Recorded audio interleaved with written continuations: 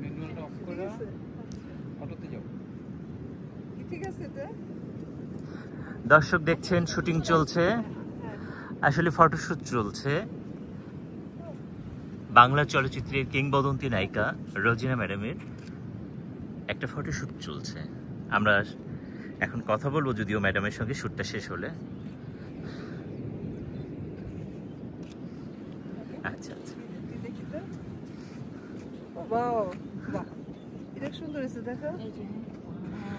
Madam একটু কথা বলতে চাচ্ছিলাম। হ্যাঁ অবশ্যই কথা বলবো। অনেক বছর পরে আপনি কক্সবাজারে এসেছেন, ফটোশুট করছেন, সেই ব্যাপারটা আপনার দর্শকদের অবশ্যই অনেক বছর, মানে আমি লাস্ট এসেছিলাম 91-এ জানুয়ারি মাসে একটা ছবি শুটিং করবার জন্য। বোধহয় আপনার 10-12 দিন ছিলাম আর কি। তো শুটিং শেষ করে চলে গেছি, এটাও মনে হয় ফেব্রুয়ারি, মানে এন্ড অফ জানুয়ারি বা ফেব্রুয়ারি মাস হবে। তারপর কিন্তু আমার আর মানে কক্সবাজার আসা হয়নি। তাহলে মনে হয় এই 2 যুগ হবে, মনে হয় 2 যুগেরও বেশি হবে। 91 জানুয়ারি বা ফেব্রুয়ারি আমার যত ধারণা আর কি। তো এই তারপর সেই 2 যুগ বা আমার যাই না 2 যুগ হবে কিনা এরকম। 91 এখন 2005, 2 যুগ তো হয়ে গেছে। তা সেটাই দেশে। এটা হলো আপনার হিমসরিতে কত কাজ করেছি, কত ছবির কাজ করেছে। এখন এসে দেখলাম যে আসলে আমরা একটা রিসোর্টে আছি আপু। হ্যাঁ, এটা মারমেড আপনার বিচ রিসোর্ট না? মারমেড অবশ্য এখানে 2টা। আচ্ছা আচ্ছা আচ্ছা, আমরা বিচ রিসোর্ট যেটা সেটাতে আছি আমরা। আচ্ছা আচ্ছা।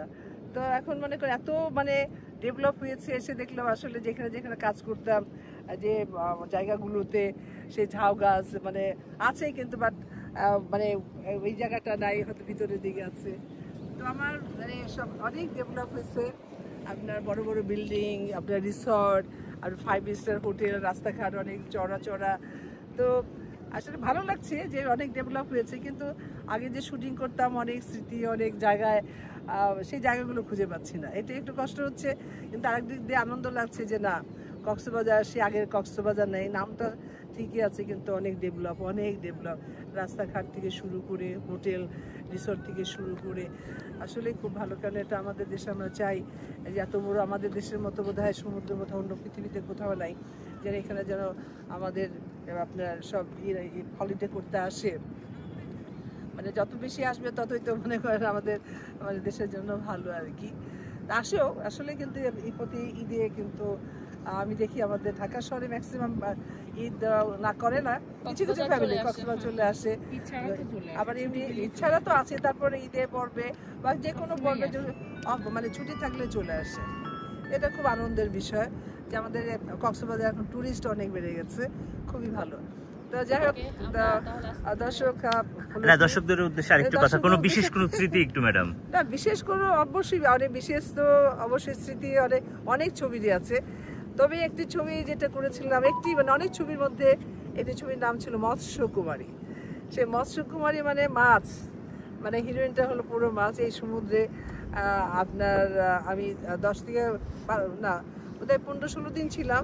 15-16 দিনই কিন্তু আপনার সকাল 10টা থেকে একদম সানসেট পর্যন্ত আমার মাছ এই সমুদ্রের কিনারে থাকতে হতো। পুরো বডিতে আপনার মাছের খোলস, শুধু মুখটা মানে আমার এই মানুষের মতো আর কি। তো সেই যে মানে সেটা মানে কত স্মৃতি, একদম এত কষ্ট হয়েছে, কিন্তু বাস কষ্ট হলেও কিন্তু কারণ আমার এই চরিত্রটা খুবই একটা ভালো চরিত্র ছিল। আমাকে চরিত্রটা ভালো, যেন চরিত্রটা সুন্দর মতো ফুটিয়ে তুলতে পারি, যার জন্য কিন্তু এই কষ্টটা করা হতো। তো মানে তারপর আপনার খাওয়া, যেমন আমার হাতের মধ্যে মাছের পুচ্ছ দেখে যেমন থাকে না, ওরকম ছিল, চেন লাগানো ছিল। তা যখন খাওয়া দাওয়ার সময় হতো ব্রেক টাইম, চেনটা খুলে দিল, তারপর খেতাম। আর তারপর আমাকে এখানে তাম্বু টাঙানো হতো তোমার এই সমুদ্রের ধারে, কারণ পুরো ড্রেসটা পরতে হবে, তো আমি হোটেল থেকে পরে আসতে পারতাম না। তো এই এখানে তাম্বু টাঙিয়ে রাখতো আপনার প্রোডাকশনের ম্যানেজাররা, তো এখানে বসে আমি ড্রেস চেঞ্জ করতাম। তো অনেক কিছু, অনেক স্মৃতি আছে। একবার আমি আপনার মহেশখালীতে শুটিং করছিলাম, এই সমুদ্রের মাঝখানে আপনার দ্বীপ, আপনার কি বলে দ্বীপ, মানে চর ভেসে উঠেছে। তো ওইখানে আমার শুটিং ছিল। আমার তখন বোধহয় পারস ভাই ছিল, জাহাজ ভাই ছিল।